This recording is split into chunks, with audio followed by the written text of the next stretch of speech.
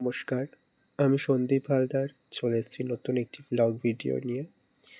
ভিডিওটি ছাড়তে একটু দেরি হলো কারণ গলা শুনে হয়তো বুঝতে পারছেন আ একটু শারীরিক অসুস্থতা ও কাজের চাপের জন্য এডিট করা হয়ে ওঠেনি।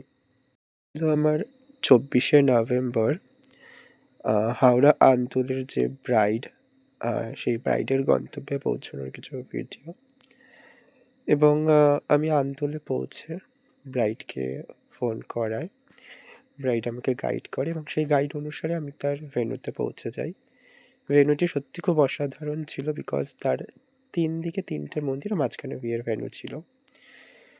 তো ব্রাইড আসার সাথে, সাথে আমি ব্রাইডকে বসিয়ে দিই মেকআপে।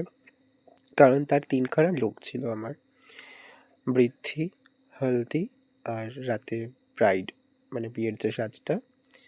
তো চটপট বসিয়ে দিই এবং রেডি করে দিই বিকজ বৃদ্ধির পর তার কিছু শ্যুট নেওয়ার ছিল। আফটার মেকওভার আমি নিজের ফোন থেকেই তার কিছু ভিডিওস এবং ফটোস নিয়ে নিই। কারণ স্বাভাবিকভাবেই সে মানে যখন ফটোশ্যুট শুরু হয়ে যাবে, সে আর সময় পাবে না এবং সকাল থেকেই অতিথিরা আসতে শুরু করে দিয়েছে।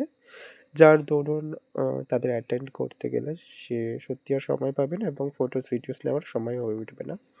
তাও ফাঁকে আমি কিছু ভিডিওস নিয়ে নিয়েছি এবং কিছু ফটোস, ভিডিওস তো নিয়েই নিয়েছি। দেন তারপরে তার হলদি লুক ছিল। হলদি লুকে আমার খুব একটা বেশি কাজ করতে হয়নি। আর জুয়েলারি যেমন ছিল একটু চেঞ্জ করা হয়েছে। যেমন গলারটা মাথায় দিয়ে দেওয়া হয়েছে। কারণ গলায় খুব একটু অদ্ভুত লাগছিল। তো যেই কারণে এটা করেছি। তোমরা অবশ্যই জানাবে যে কেমন হয়েছে। দেন বসিয়ে দিলাম রাতের মেকওভারে। আর সত্যি খুব তাড়াতাড়ি মেকআপটা করতে হয়েছে কারণ সময় ছিল খুব কম এবং ব্রাইডের ছিল গোধূলি লগ্নে বিয়ে। তো গোধূলি লগ্নে বিয়ে মানে প্রত্যেকটা মেকআপ আর্টিস্টের কাছে একটা বড় চাপ। তো তাও আমি চেষ্টা করেছি যথাসাধ্য ভালো করার। তো তোমরা দেখো এবং জানাও কেমন হয়েছে।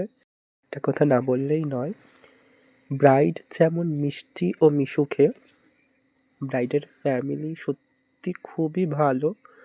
যেমনি পরিমাণে ভালোবাসা দিয়েছে, তেমনি প্রত্যেকটা কাজে সহযোগিতা করেছে এবং প্রচুর হেল্প করেছে। তো এটুকু হেল্প না করলে সত্যি হয়তো আমার আরও দেরি হয়ে যেত কাজ করতে। তো তার জন্য তাদেরকে অসংখ্য ধন্যবাদ। আমাকে এতটা বিশ্বাস করার জন্য ও ভালোবাসা দেওয়ার জন্য। আমি চেষ্টা করেছি তাদের ভালোবাসার মান রাখতে। আপনারা বলুন এবার কেমন হয়েছে কাজটা?